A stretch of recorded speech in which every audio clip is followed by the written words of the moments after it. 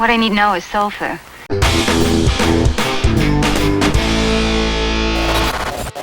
Well, hello and welcome back to the channel. How's it going? Glad you're here. So, after my last purchasing fiasco, I thought I just better try it again. So, I bought something else. Hopefully this turns out a little better. Let's check it out. Alright, here is the unboxing. SVBony model SV220 2-inch. So like I say, I did pay real money for this. I did get a super good deal though. I think I paid 125 bucks shipped for it. Here it is, just like every other SVBony filter that I've got. With the cover on it.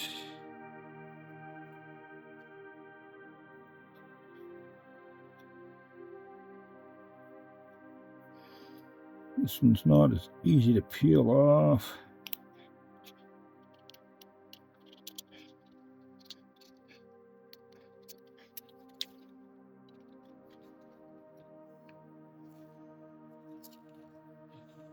All right. Looks good. Nice coating. Made of metal, just like they all are.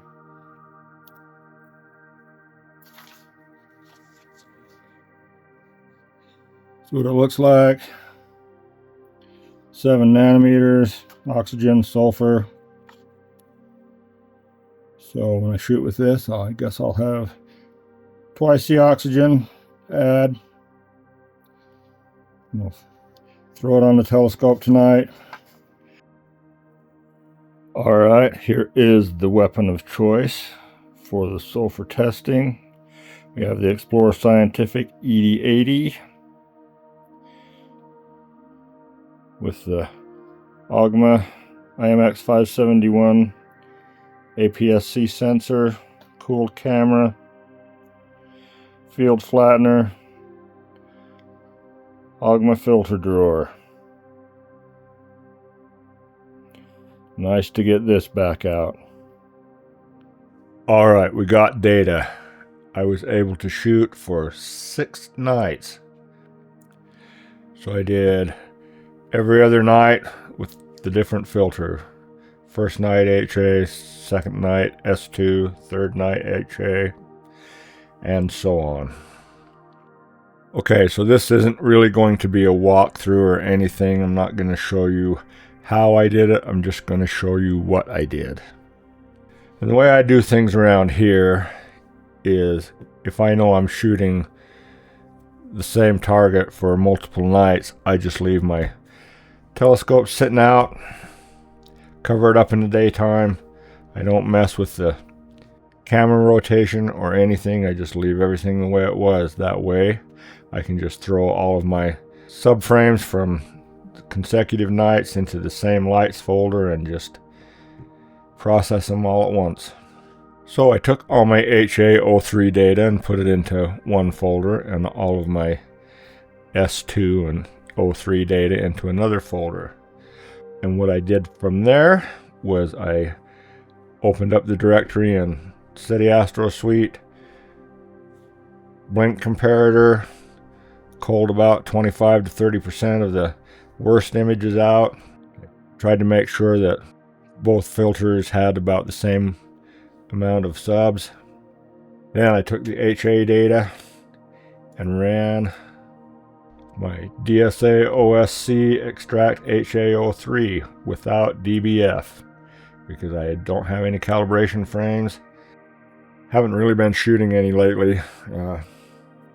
Mostly I got in the habit with the SCT because I couldn't make any flats work with it. But I learned from Narrowband channel, as long as you keep your sensor clean, you're okay. I miss that guy.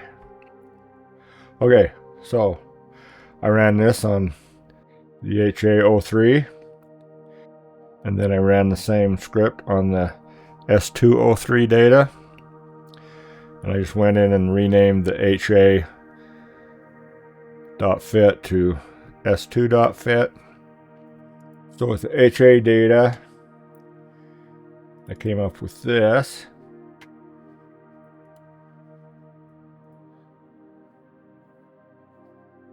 And I just followed Rich's narrowband walkthrough with the Verilux scripts from Deep Space Astro channel. It's just the HA data, and I came up with this. So this is just the fake SHO scripts.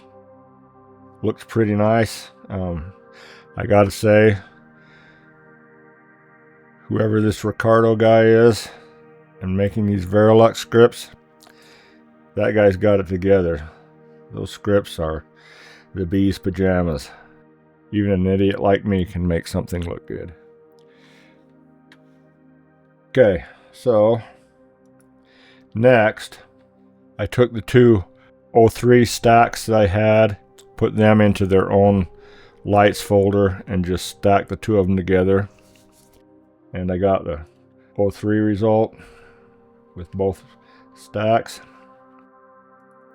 I had the HA and the S2. So I took these three images and did the exact same processing on all three of them.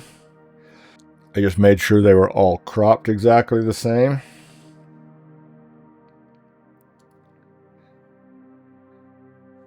And then I ran Graxpert on them all, the aberration remover, and then cosmic clarity sharpen on both stellar and non-stellar. And I ended up with these pictures here. And then I did something I haven't done yet because I haven't actually done an actual SHO mono processing before, but I found out that you need to balance your images, the background and the signal on all of your images, or you'll have trouble with the processing the colors. So I used the linear match function. So I would open up the S2 and then use my HA for reference, like that, and then just click apply. I won't do it right now because it's already been done, but I did that to the S2 and the 03 to balance them with the HA. So then I ran StarNat on all three of the images. So then I came up with the three starless images.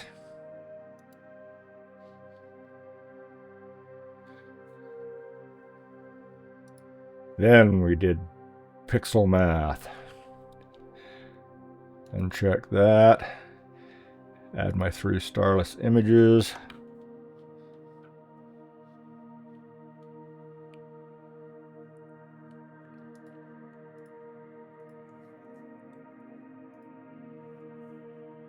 And so red, I added this sulfur. Green, I added the HA, and blue is oxygen. Apply. It's already looking kind of cool. Then next we just start running all the Verilux. I'm just going to use the default settings on them all just to blow through them. When I did it for real, I actually spent some time. But first, we'll go with selenium.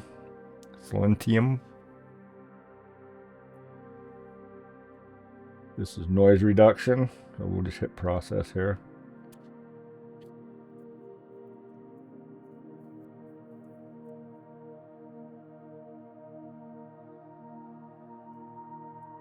Then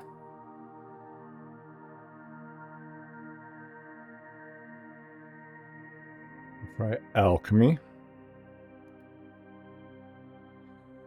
We want to choose our IMX 571.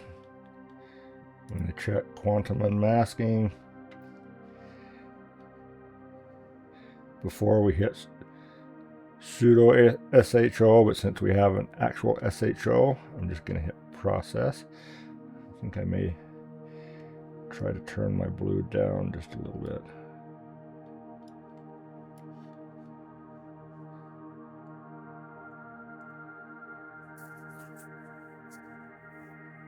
There we go. Now we're going to start stretching, so we'll change that to a linear. Go to Verilux, hypermetric stretch, live preview.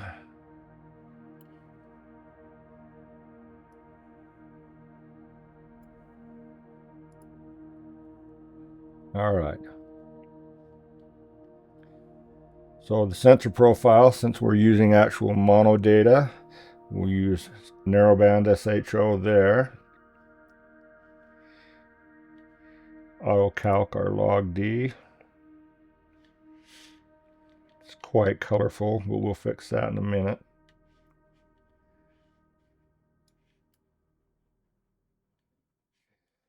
Process that. All right, now we'll try to fix our colors a little bit. It's a little green for me.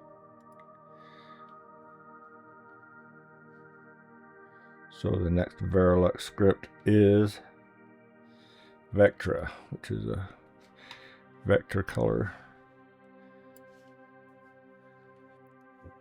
script.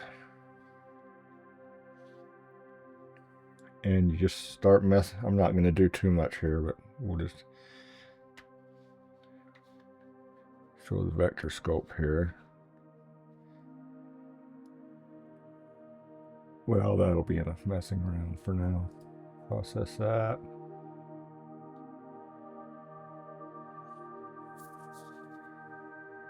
All right. Let's bring out some detail. We'll go to the Revela.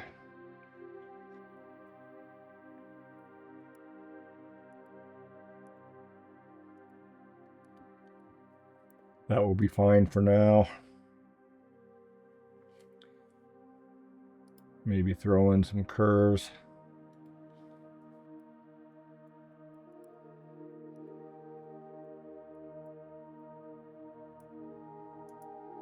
Apply that. Try to remove green noise.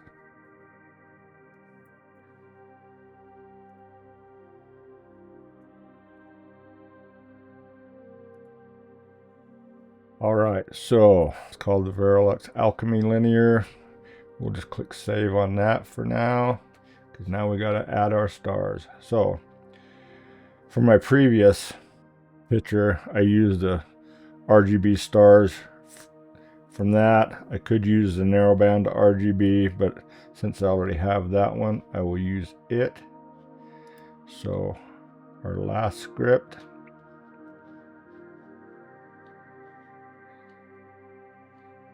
Star Composer.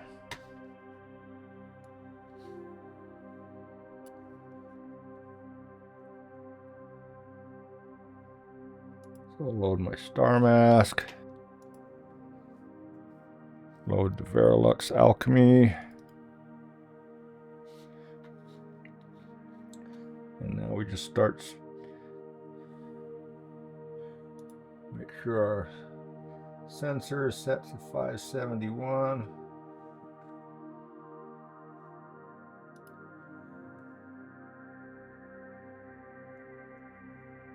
Start stretching in stars.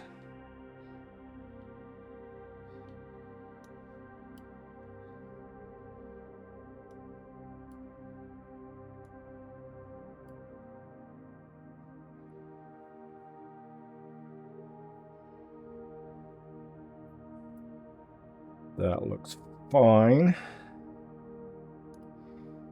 Process.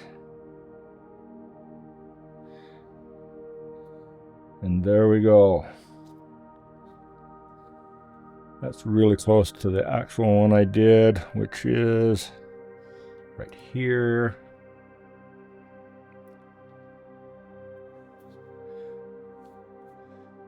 I pulled this one into Affinity Photo just a little bit. Did some very minor tweaks to it. But anyway, I am satisfied with this image. Comparing it to here.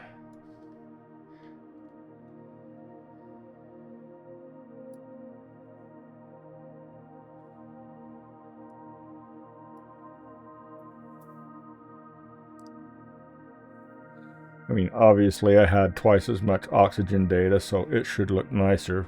I do have quite a bit more detail, but I imagine this brownish red stuff is the sulfur, and I could bring just so much more detail in that out with this filter. So I am pleased. I just like everything about this picture. So Cyril is turning into an awesome program with all of these Verilux scripts. I just got to say thank you to Ricardo, thank you to the Cyril developers, the Nina developers, all those guys. They're making some cool stuff. And thanks to Rich for making cool walkthroughs so I know what's going on. Well, this review turned out a lot better than the last review, I must say. So the SVBony dual narrowband sulfur oxygen filter, I give it a thumbs up. I guess having twice the oxygen helps a lot also, but the sulfur adds quite a bit of definition to the picture. I think I'll be using it a lot instead of just the hydrogen oxygen. Yeah, moving back to the little refractor gave me an ego boost. I've just about given up on that old SCT. I'll have to look around and see what else I can find. Anyway, that's all I've got for this time. Thanks for sticking around, watching. Be sure to subscribe if you haven't already. Give me a thumbs up, leave me comments. It helps out. Let me know if you like it or not. So check out the pretty picture at the end. Talk to you later, and clouds suck.